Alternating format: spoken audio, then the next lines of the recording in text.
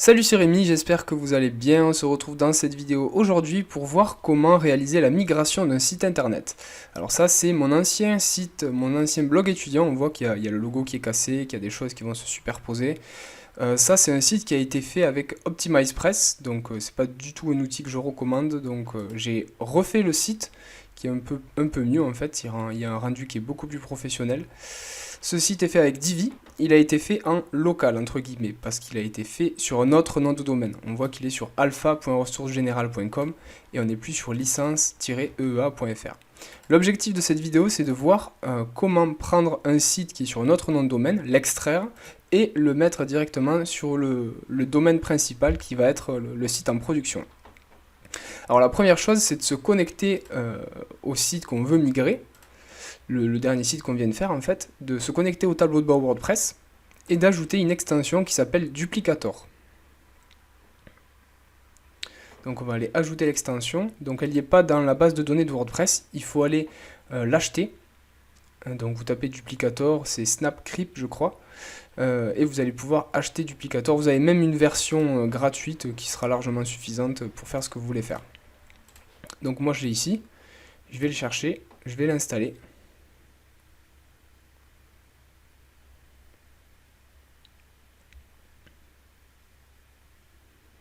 Donc le temps que ça charge, je vais aller chercher le code et je reviens tout de suite. Voilà, donc l'installation a été faite, donc on voit qu'il apparaît dans les plugins, donc vous allez dans extension, extension installée, et il apparaît juste ici, vous avez Duplicator Pro. Ça c'est la version payante de Duplicator. Donc il vous suffit de l'activer, donc en cliquant sur activer, tout simplement. Je suis allé chercher le code que je voulais, donc sur Snapcrypt, c'est le site en fait de Duplicator, c'est une société qui propose différentes extensions. Donc Duplicator apparaît ici, donc il faudra l'activer si vous avez une version payante, sinon vous n'avez pas besoin.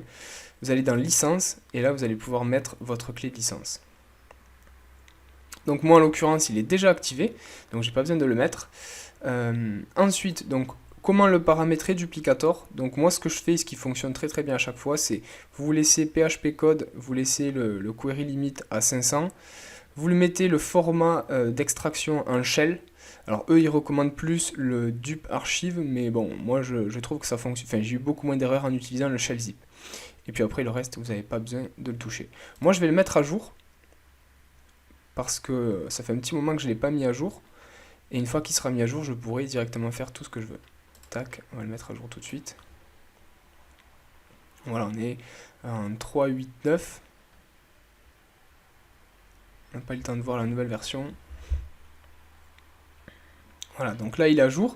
Maintenant on va pouvoir aller faire directement un package, donc en fait c'est une sauvegarde du site internet. Schedule et storage, ça c'est dans le sens où vous voulez faire des sauvegardes de votre site internet régulières, donc journalières, hebdomadaires, mensuelles, annuelles, et les sauvegarder autre part. Moi je vous conseille pas du tout de faire des sauvegardes de votre site internet sur le même serveur, parce que si votre serveur pète ou si votre site internet pète, ça sera difficilement récupérable. Donc moi je l'externalise directement sur un drive. Donc, nous on repart sur notre migration, je vais juste faire une sauvegarde du site internet manuel. Donc on voit qu'il y en a quelques-unes qui ont été faites, je pense que c'était au niveau de l'automatisation. Moi je vais en ajouter une, donc je vais en create new, donc next, on touche à rien. Là il me scanne le site, il me demande d'attendre parce que voilà, il est en train de scanner si tout va bien.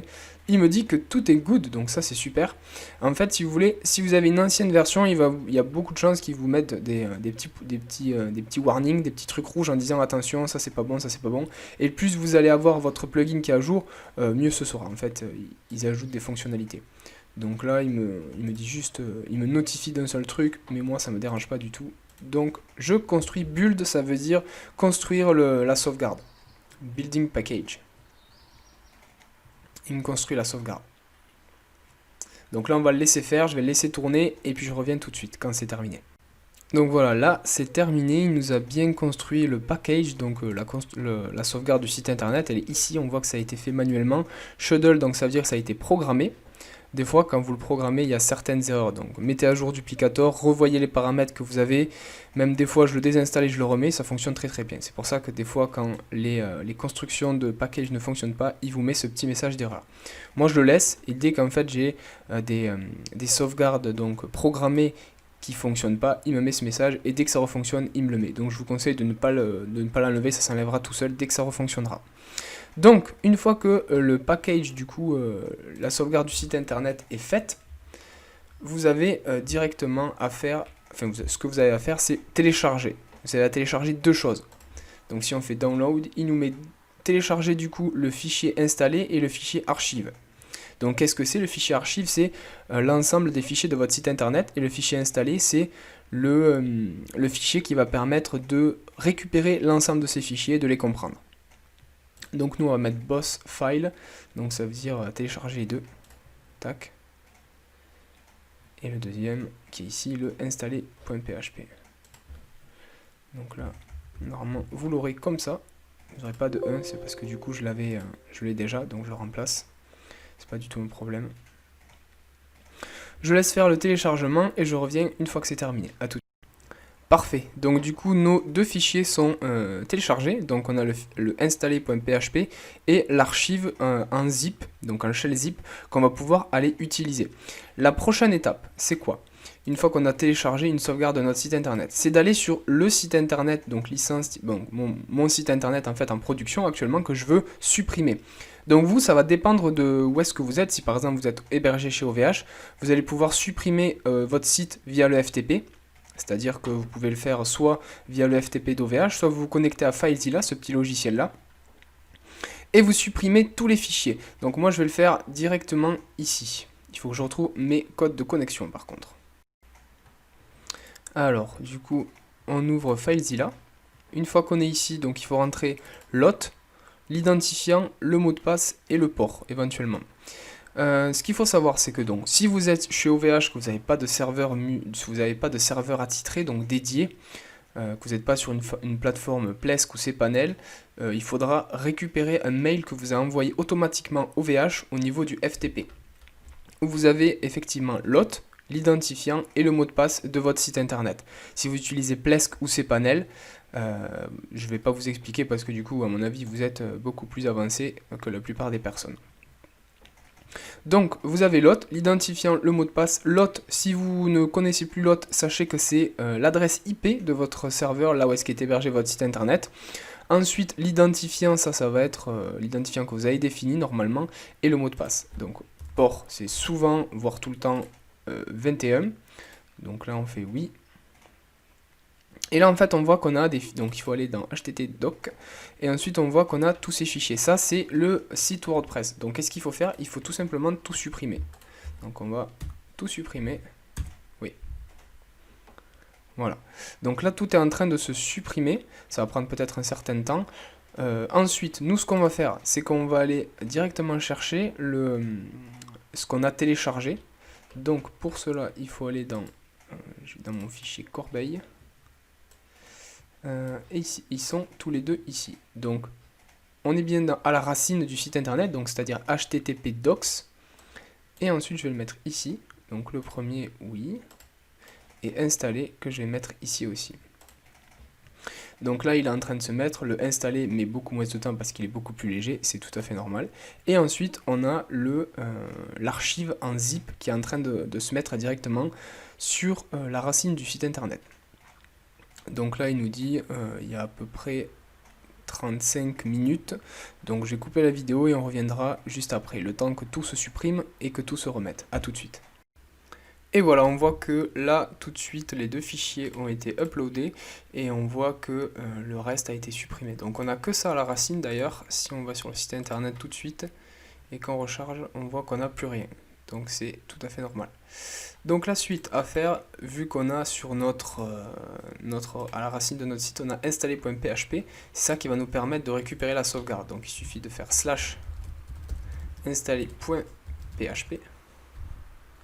Et en fait ça va initialiser le fichier installer.php pour pouvoir récupérer la sauvegarde qui est dans le zip. Donc on voit que tout est bon. Je coche ça. Il me demande rien de plus. Non. Avancer. Donc là, nous, on est en shell zip. Donc, il faut bien penser à cocher shell zip dans les configurations. Ensuite, on fait next. Là, il va nous extraire tout ça. Je reviens tout de suite. Et voilà, donc ça c'est fait. Maintenant, il nous demande donc le nom de notre base de données, l'identifiant, donc l'utilisateur de la base de données et le mot de passe. Donc ça c'est celui de l'ancien site. Donc moi en l'occurrence, ça sera celui-là, le site que je veux migrer. Donc je vais les remplir et une fois que c'est fait, il faudra tester la base de données. Ok, donc une fois que vous avez votre base de données, le nom de votre base de données, que vous avez votre utilisateur et votre mot de passe, vous pouvez directement faire un test ici en faisant test database. Donc ça, ce sont des choses qui vous sont normalement données par OVH. Sinon, si vous n'avez rien du tout, vous pouvez soit aller dans le fichier à la racine de votre site internet que vous souhaitez migrer. Donc moi, en l'occurrence, ça serait alpha.ressources générales. Et vous allez avoir toutes les informations nécessaires, c'est-à-dire le nom de votre base de données, l'utilisateur et le password, dans le wp-config.php.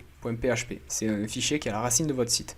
Et si vous avez toujours rien, si vous ne savez pas le faire, vous pouvez tout simplement créer une base de données vide où vous allez en fait choisir le nom de votre base de données, l'utilisateur et le mot de passe, et vous allez pouvoir les rentrer ici. En fait, il suffit juste qu'il ait une base de données qui soit vide, et puis après derrière il va pouvoir faire l'installation de tout ça. Donc moi je fais test base de données, donc il me le teste, il me dit pass good, donc c'est nickel, tout fonctionne. Ensuite je fais next, je lui dis oui, et là il m'installe la base de données. Donc là c'est fait, il m'a installé la base de données, il me dit que le plugin WP Rocket a été désactivé par défaut. Effectivement c'est normal parce qu'il crée des problèmes. Donc une fois que c'est fait, vous n'avez pas besoin de vous casser la tête. Peut-être je vérifie qu'on n'ait rien de plus à faire. Plugins, voilà, ça c'est chouette. Avant il ne nous proposait pas ça, Duplicator. Donc il nous dit quel plugin voulez-vous activer ou désactiver. Et en fonction de ça, on peut continuer. Donc là, moi je vous conseille de pas forcément aller plus loin que ça. Replace non plus, on touche à rien. Et on lance le fait qu'il puisse nous extraire le fichier zip pour pouvoir directement nous mettre en ligne le site internet.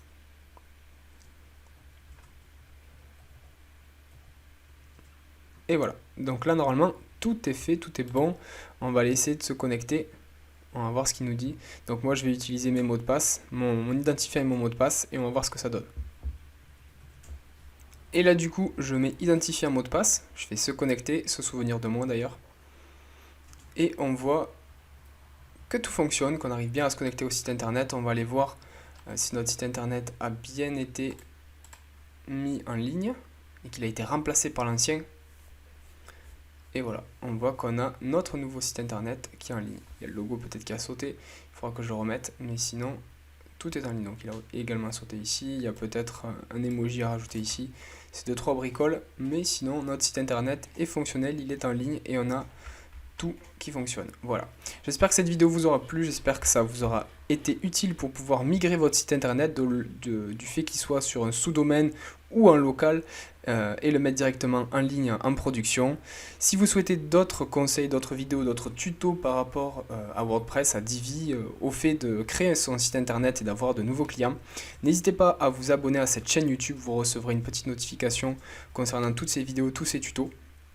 Et si vous voulez aller encore plus loin de tout ça, je vous propose en description de cette vidéo un lien qui vous renverra du coup vers quelque chose pour vous inscrire par email, où vous allez recevoir une formation totalement gratuite pour créer son site internet, faire du référencement naturel, avoir des visiteurs, du trafic qualifié et pouvoir générer ses premiers clients de manière totalement automatique. La valeur ajoutée, c'est qu'on va énormément parler d'automatisme. Donc n'hésitez pas à vous inscrire et vous allez tout recevoir par email. À très vite.